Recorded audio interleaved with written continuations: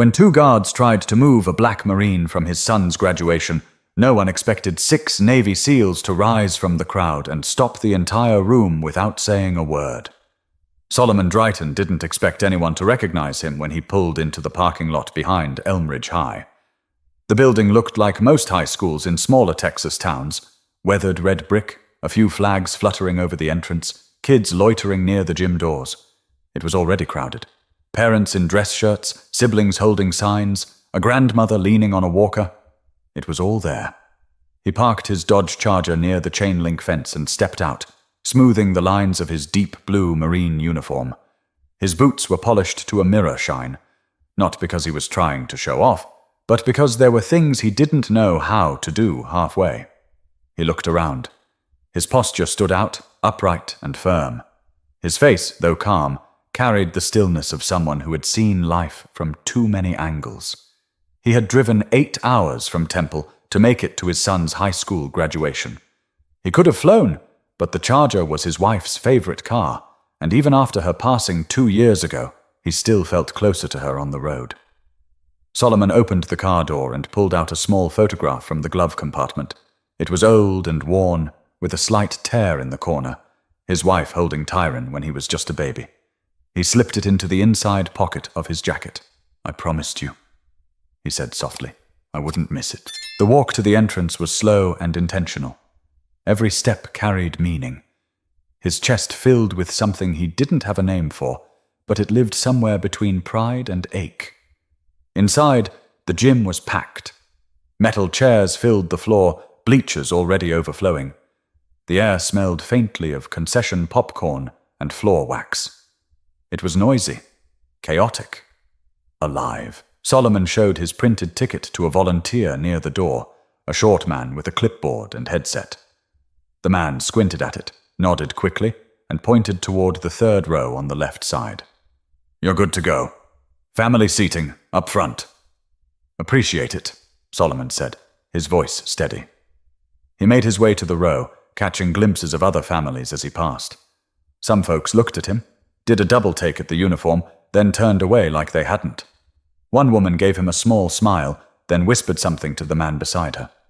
Solomon didn't react. He'd been black, tall, and in uniform for a long time. He knew what some looks meant and what others didn't. He found his seat and sat down. The chair was plastic, slightly wobbly. He adjusted it without complaint. In front of him, the stage was set. Banners hung across the gym wall, Class of 2024 in big silver letters. A few school board members stood near the podium, checking notes. Solomon glanced at the rows of students lined up at the far end of the gym. Tyron was somewhere in the middle, tall, lanky, with his mother's eyes. 18 years gone just like that. He remembered holding him the night he was born, still in uniform, dirt still under his fingernails. He'd flown in from Okinawa with only 4 days leave. And now, here they were. He sat still, barely blinking, soaking in the moment. Behind him, people continued filing in. Chairs scraped, programs rustled, someone laughed too loud. A man dropped his coffee and muttered under his breath. None of it touched Solomon. His world was narrowed to the stage, the rows of young faces and the weight of the photo against his chest. Then the music started. Pomp and circumstance. And the crowd rose to their feet. A few students looked nervous, others beamed. Solomon stood too, shoulders squared, arms at his sides. The national anthem followed. Everyone placed hands over hearts. Solomon didn't move. He didn't need to.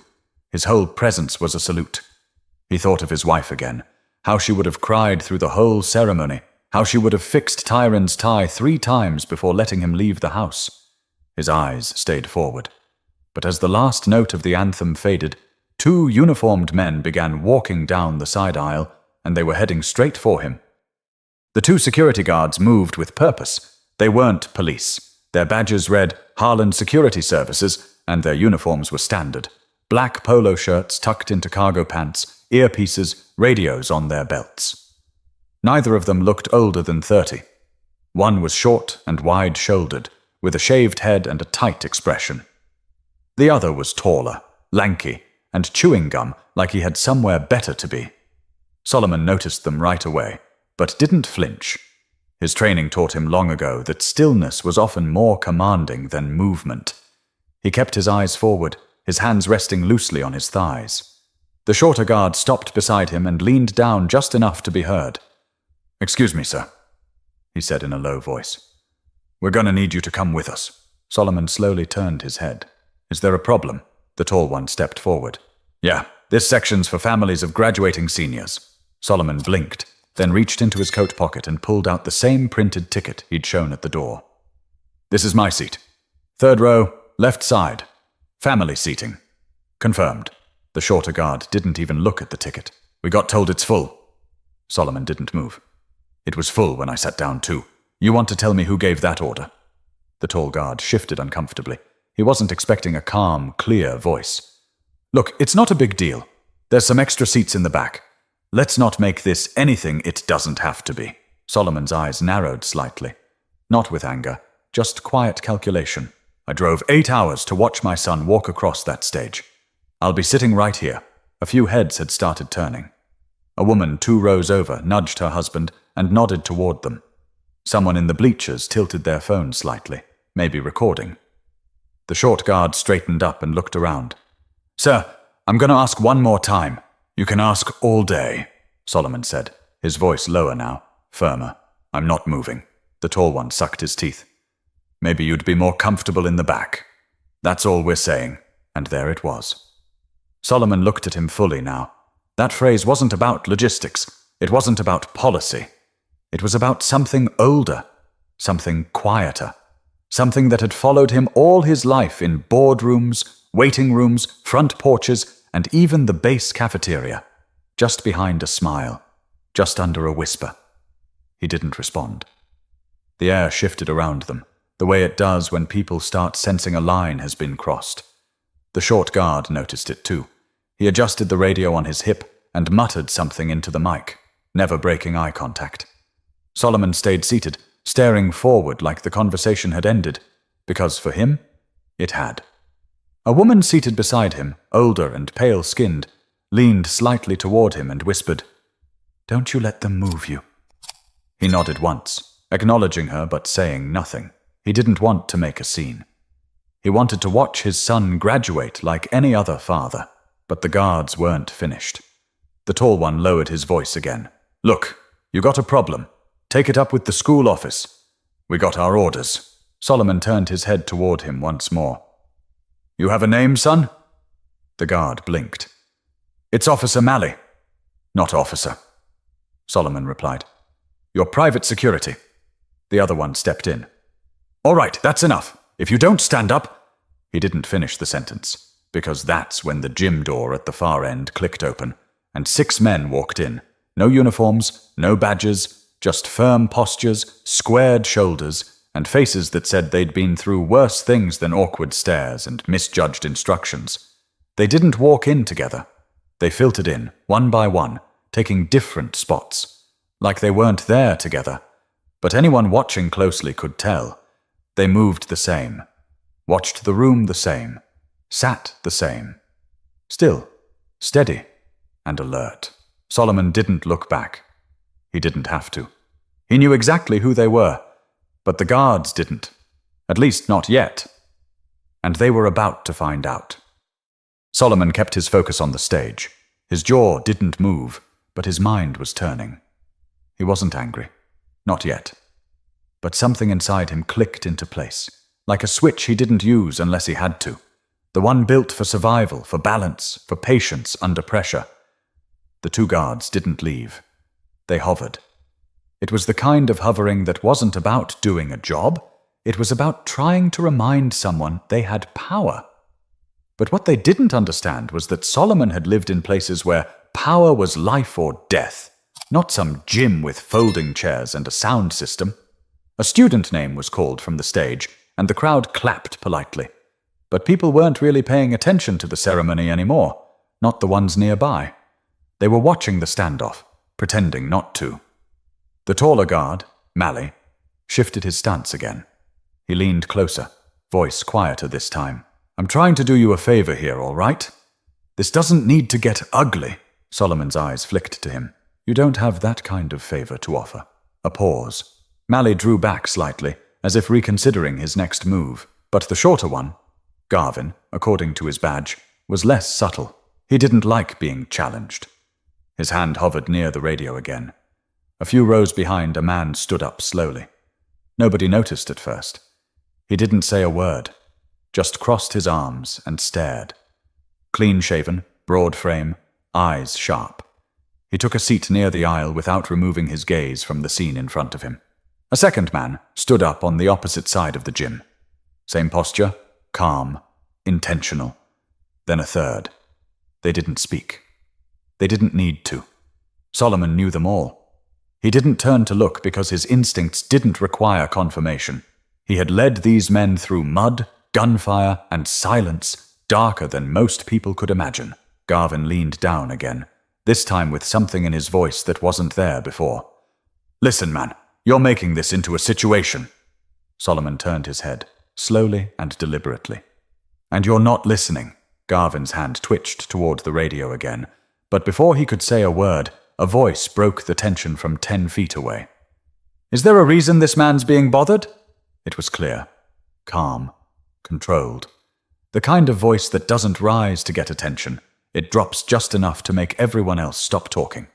It came from a man standing in the center aisle, tall, salt and pepper beard, fitted black coat over a gray shirt. His name was Creed Marston. He was the one Solomon had pulled from the wreckage in Kandahar, dragging him across 200 yards of sand while bullets rained down like gravel. Garvin looked up, caught off guard. Who are you? Creed didn't answer. He stepped forward once. I asked you a question. Mally raised a hand. Sir, we've got this under control. No, Creed said, sharper now. You don't. Another man stood up from the far bleachers. Then another. 4 of them now. Solomon remained seated, still quiet. The entire left side of the gym was now watching openly. A boy pointed. A teacher tried to wave attention back to the stage, but nobody was looking at the diplomas anymore. Creed took one more step forward. You're embarrassing yourselves, and you're one breath away from making this worse. Garvin glanced at Mally, who looked less confident by the second. It was clear now. They hadn't expected backup. Especially not backup like this. I don't care what your orders were, Creed said. You don't put your hands on that man. You don't tell him to move. You don't ask again. The silence in the gym felt tight. The kind that didn't come from fear, but respect. A quiet respect that started to swell as more people realized what was happening. Solomon finally looked up at Creed and gave the smallest nod. Not a thank you. Not a request. Just recognition. Creed's eyes softened for a moment. Then he stepped back and took his seat again, arms folded. But the tension hadn't left the air. Not yet. And the people watching were waiting to see what the guards would do next. The gym faded. The stage, the banners, the faces, all blurred into the background of Solomon's mind. His eyes were still open, but his memory yanked him backward. 15 years ago, Afghanistan. It was late afternoon in Kandahar province. The sun didn't set gently there. It crashed down like a hammer, turning the sand to rust and the air to steel. Solomon, a gunnery sergeant back then, had just finished briefing his unit when everything went sideways. A roadside IED blew under their convoy, flipping the lead Humvee like a toy. Dirt and metal rained down before anyone could scream. Then came the gunfire. Not scattered, coordinated. Solomon didn't think. He moved. He ducked behind what was left of a door frame, surveying the chaos. Smoke clouded the edge of the valley, but he saw 6 men down, trapped behind the burning wreckage of a second vehicle. Most were pinned. One was already trying to crawl forward, dragging another by the vest. That was Creed Marston. He had just 3 months in country and a bullet through his thigh. Solomon bolted. No hesitation, no radio call. He ran through open ground, dodging bursts of gunfire, sliding into cover behind a blown axle. Creed looked up, blood on his temple, gasping. You're bleeding, Solomon had said. You noticed? Creed coughed. Solomon grabbed the straps of the downed soldier beside him, Enrique Soto, and began pulling. Creed pushed from behind, wincing with every inch. "Where's Divas?" Solomon shouted. Creed pointed weakly. "Left side, under the hood." That's when Solomon saw him. A young SEAL pinned under part of the engine block, leg trapped. He was yelling for help, but too far gone to move. Without pausing, Solomon told Creed, "You keep low and move when I move." Creed nodded. That's when he really started to understand what leadership looked like. Solomon sprinted across again. His foot hit gravel, then bone, but he didn't stop. He slid to Divas, crouched low, and gripped the edge of the mangled hood with both hands. It wouldn't budge. "Gunny, don't!" Divas shouted. I'm good. You're not staying here." Solomon braced one foot, dug deep, and lifted. His shoulders strained, his ribs ached. The metal groaned, but it rose, just enough for Divas to yank his leg free. They fell back together, crawling toward the ridgeline. Gunfire cracked overhead. Creed returned with Soto limping on his good leg. 2 others followed. Lim and Horton, faces blackened with ash, rifles at the ready. When the firing stopped, there were no cheers, no victory speech, just silence and breathing. All 6 of them were alive. Solomon was the last to check out. He stayed on rear watch until the dust settled and the medevac arrived. He didn't speak for a long time after that. But Creed remembered. They all did. After that day, there was never a doubt. If Solomon asked for anything, anywhere, anytime, they'd be there, no matter what. Back in the gym, Creed sat quietly in his chair, eyes fixed on the guards still standing near Solomon. He wasn't thinking about war. He was thinking about promises. The man who had dragged him out of a war zone was now being harassed in front of a high school stage for trying to watch his son graduate. He clenched his fists. Another SEAL, Javier Meeks, walked in and sat 4 rows back. Then Zachary Wells found a spot along the right side bleachers. They didn't speak. They didn't need to. Solomon glanced toward the back of the gym now, just briefly. His eyes met Meeks. That was enough. But the guards didn't understand what those looks meant. Not yet. And the moment they made the next move, they'd learn real fast. The ceremony pressed on, at least on the surface. Names were still being called. Families clapped, some too loudly, trying to cover up the tension that now thickened the air. But the attention had shifted. Eyes that had once been glued to the stage now kept drifting toward the 3rd row on the left, where Solomon Drayton sat like a statue, and 2 guards stood like they didn't know what to do next. Garvin glanced toward the front where a school official tried to get his attention. The woman looked nervous, mouthing something and gesturing subtly toward the guards. But Garvin shook his head. He wasn't ready to walk away. He'd started something, and his ego didn't know how to back down. Malley shifted his weight again, his jaw working harder now on the gum, clearly uncomfortable. But he hadn't walked away either. "Sir," Garvin said again, this time louder. "This is your last warning." Solomon didn't move. "To do what exactly?" Garvin stepped forward, leaning in so close his belt brushed Solomon's knee. "To stop making a scene. We don't want any trouble. Just move to the back." Solomon turned his head and looked him dead in the eye. "You're the only one causing trouble." Garvin's nostrils flared. That's when it slipped. "You think wearing that uniform makes you better than everybody else? This is a high school, man, not your base." A hush fell across the rows around them. A little girl stopped squirming in her seat. A dad with a camera froze mid-zoom. Even Malley took a half-step back, like the words had landed heavier than he expected. Solomon didn't blink. He took a breath, not to calm himself, but to stay grounded. "You need to walk away." Garvin didn't. Instead, his hand dropped to the front of his belt, not on a weapon, but near enough to feel threatening. And that's when Creed stood up. He didn't yell. He didn't posture. He just stepped into the aisle, slow and focused, like the conversation had become his business now. The gym wasn't dead silent, but close. Creed's voice was clear. "If you touch him, you'll answer to me." Garvin turned his head. "And who the hell are you?" Creed took another step forward.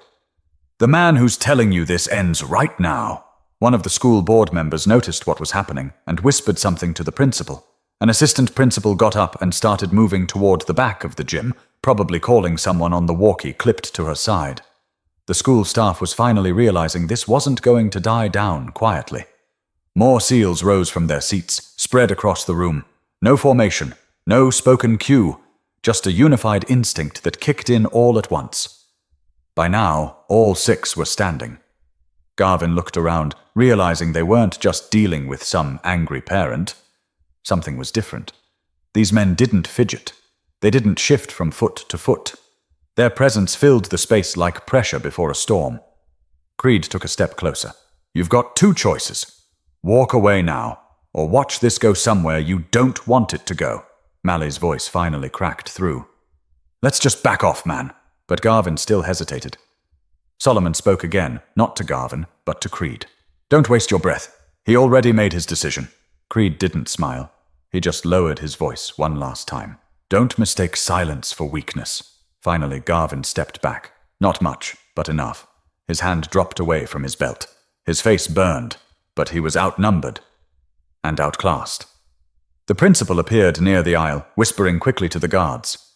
Whatever she said was quiet, but firm enough to send them both walking toward the back exit. They didn't look at anyone on their way out. Solomon exhaled, slow and steady. Creed sat back down without a word. All 6 SEALs remained standing. But the moment still hung in the air, and Tyron Drayton was watching everything from the lineup of students, his hands clenched at his sides. Tyron Drayton was near the center of the graduating class, standing in line between a girl with bright braids and a boy whose gown kept slipping off his shoulders. They were trying to focus on the ceremony, laughing nervously and checking their name cards like the world was normal. But Tyron's world wasn't. He had seen the 2 guards walking toward his father from the minute the anthem ended. At first he thought maybe it was just routine. Maybe they were helping someone find a seat. But something in his chest told him different. Then he saw the way his dad sat. So still, so composed, but locked in. He'd seen that look before. The same one he'd caught when he was 12 and came home crying because someone at school had said something they shouldn't have. His dad didn't raise his voice then either. He just sat with that same expression, like steel that refused to bend. Tyron kept his eyes on the scene as best he could. From his place in line, he couldn't hear what was said, but the body language told him enough. He saw the guards standing too close, saw his father calmly staying seated, and then he saw a man stand up, a tall guy in a dark coat. And somehow Tyron knew. That wasn't just a parent. That man knew his father. The way he moved, the way he placed himself between the guard and the row, it was clear. He wasn't there for drama. He was there for Solomon Drayton. Then another man stood, and another. It wasn't loud, but it was like the temperature in the room shifted. Everyone was watching now. Tyron's heart beat faster. He wasn't scared. He was something else, torn between pride and fire. He had grown up hearing pieces of his dad's service stories, not the gory parts. His dad kept most of those to himself. But bits here and there. A buddy who sent Christmas cards every year. A scar that came from somewhere out in the dust. A box in the garage marked Kandahar that nobody ever opened. He never knew the names, never saw the faces. But now they were here, standing like they'd been waiting for this moment, like they'd never stopped having his dad's back. Tyron blinked hard, pushing down the burn behind his eyes. He didn't want to cry. Not here, not now. The line moved forward. A few names were called. The clapping picked back up slowly, like someone had hit play again after a pause. But the room wasn't the same anymore. The energy had shifted. It wasn't about balloons or banners now. It was about respect. One of the assistant principals tapped Tyron's shoulder and said something he didn't hear. He just nodded. The student next to him leaned over and whispered, "That your dad?" Tyron didn't say anything. He didn't have to. The entire gym had seen it. And now, everyone in that building understood what kind of man Solomon Drayton was. In the audience, Creed remained standing. He didn't look around for approval. He wasn't scanning for attention. He was watching Solomon, still seated in the same plastic chair, hands resting on his lap, eyes locked on the stage like nothing had happened. But something had. The rest of the seals stayed on their feet too, not posturing, just present. Their silence spoke louder than any microphone ever could. A few parents clapped louder now with each name, almost as if they were trying to make up for the tension earlier. The gym had become a living thing, stirred awake by a moment of injustice, held steady by the weight of honor. Solomon remained still, not defiant, not bitter, just present.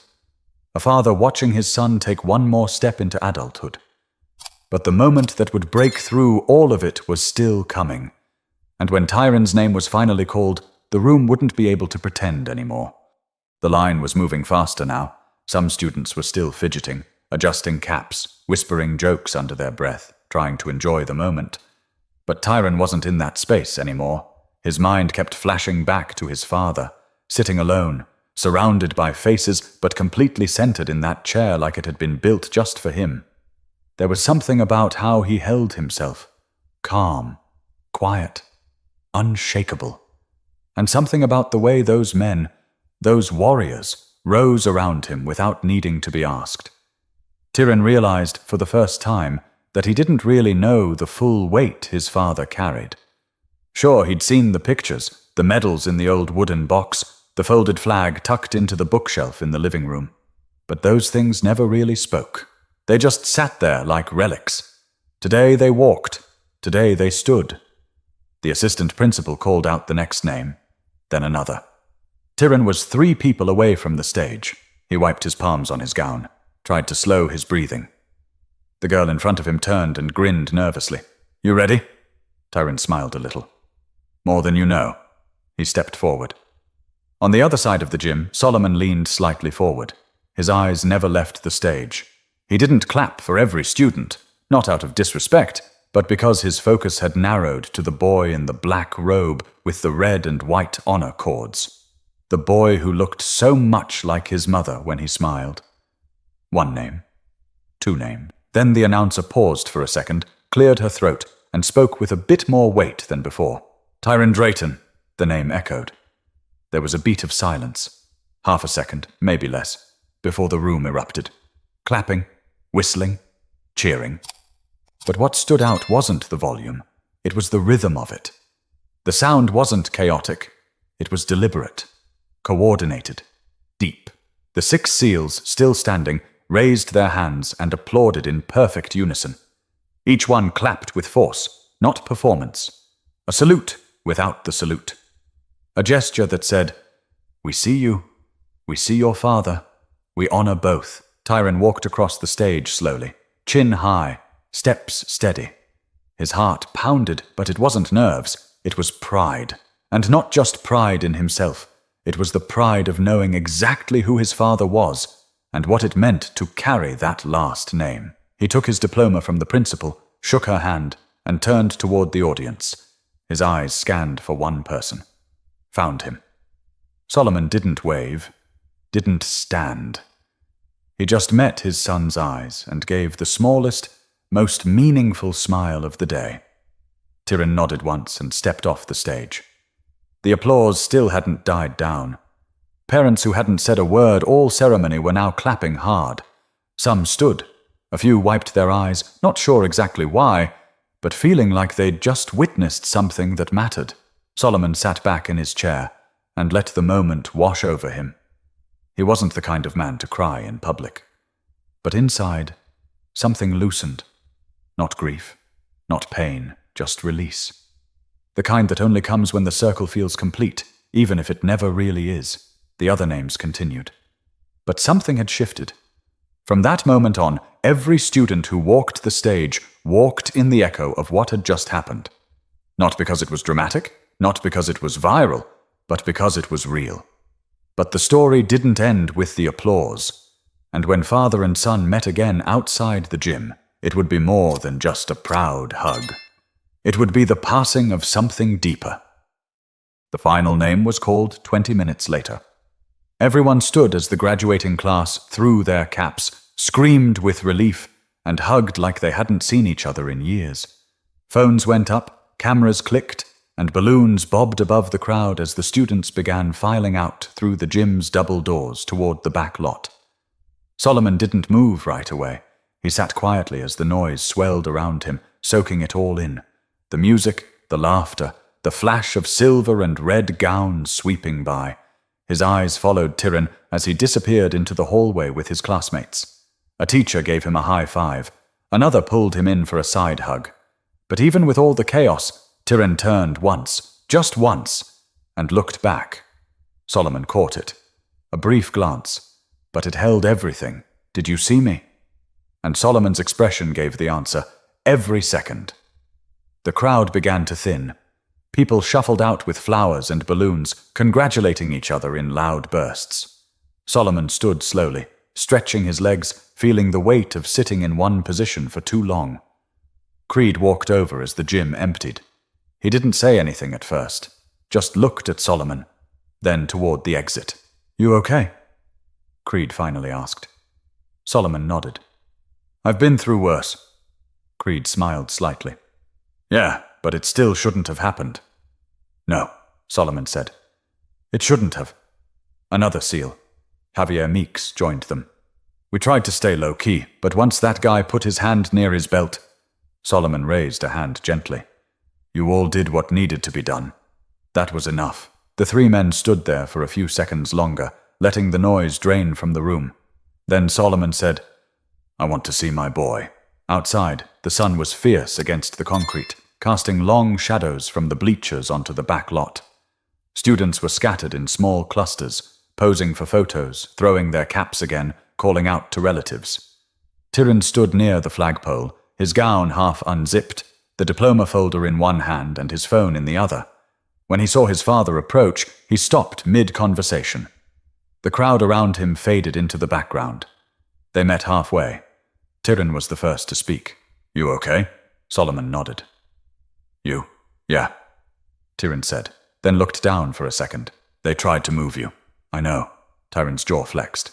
"I was ready to walk off that stage, Dad. I swear I was 2 seconds from saying something." Solomon placed a hand on his son's shoulder. "And that's why you didn't." Tyrion looked up. "What do you mean?" "Because you knew I could handle it. And because you handled your moment like a man. You didn't let anybody take it from you." Tyrion held his breath for a second. "Who were those guys that stood up?" Solomon glanced behind him. The 6 SEALs were now outside, too, gathered near the exit, talking quietly.